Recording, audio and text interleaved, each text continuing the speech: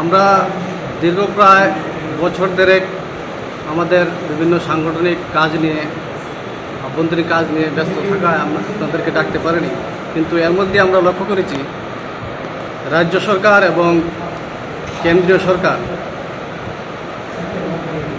বিভিন্ন কাজকর্মের মাধ্যমে বোঝাতে চাইছেন যে সমগ্র দেশের সাথে সাথে ত্রিপুরা রাজ্যের বেকারদেরও ওরা কোমর ভেঙে দিতে চাচ্ছেন। বিশেষ করে আমরা এর মধ্যে লক্ষ্য করেছি বিভিন্ন দপ্তরগুলোতে সরকার কি করছে, যে শূন্যপদগুলা ওইগুলাকে বিলুপ্তি করে দিচ্ছে, শেষ করে দিচ্ছে।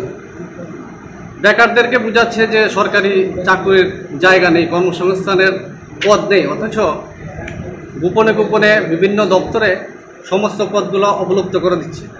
বিশেষ করে শিক্ষা দপ্তরে আমরা এর মধ্যেই বিভিন্ন সংবাদ মাধ্যম থেকে জানতে পেরেছি যে প্রায় 5192টি পদ এর মধ্যেই অবলুপ্ত করে দিয়েছে। অথচ কিছুদিন আগে আমরা লক্ষ্য করেছি যে প্রায় 400-র কাছাকাছি টেট পাশ করা যুবক বসে আছে। এখনও ওরা চাকরির আশা আছে যে গভর্নমেন্ট ওনাদেরকে ডাকবেন, শিক্ষা ব্যবস্থার সাথে ওনাদেরকে জড়িত করবেন, ওনারাও বাঁচবেন।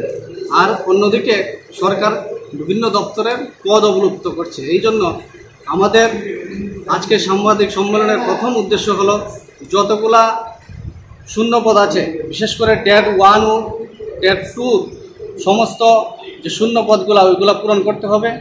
2 নম্বর হলো বিভিন্ন দপ্তরের অন্যান্য দপ্তরের যে পদগুলা 2025 অর্থবর্ষের মধ্যেই সবগুলা পদের নিয়োগ করতে হবে।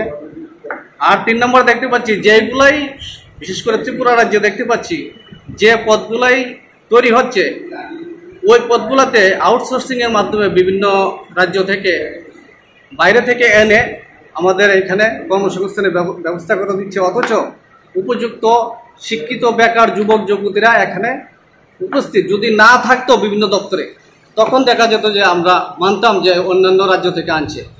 উপযুক্ত প্রার্থী থাকা সত্ত্বেও বিভিন্ন রাজ্য থেকে, দেশের অন্যান্য অংশ থেকে আমাদের এইখানে লোকাল যুবক যুবতীদেরকে বঞ্চিত করে নিয়োগ করছে আউটসোর্সিং।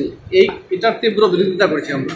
আমাদের দাবি, যদি কোনো দপ্তরে উপযুক্ত বেকার যুবক যুবতী পাওয়া যাবে ততক্ষণ এই রাজ্য থেকেই, শুধুমাত্র এই রাজ্য থেকেই নিয়োগ করতে হবে।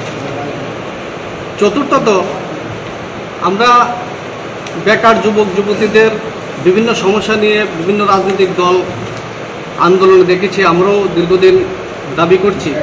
অথচ কেউ একটা দিক নিয়ে আলোচনা করেন না যে এইখানের যে স্থানীয় যে সম্পদ এটাকে ইউজ করে কিভাবে, এটাকে ব্যবহার করে কিভাবে কর্মসংস্থানের ব্যবস্থা করা যায়, এই দিকে সরকার একদমই কোনো নজর দিচ্ছে না।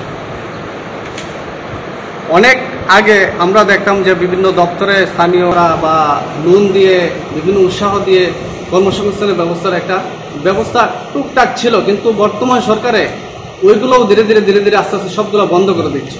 আমরা চতুর্থ দাবির মধ্যে রাখছি যে বিভিন্ন সমস্ত দপ্তরের মাধ্যমে যতগুলা স্থানীয় সম্পদ আছে এইগুলাকে ব্যবহার করে কিভাবে সমস্ত যুবক যুবতীদের কর্মসংস্থানের ব্যবস্থা করা যায়, এই ব্যাপারে যাতে সরকার পদক্ষেপ নেয়।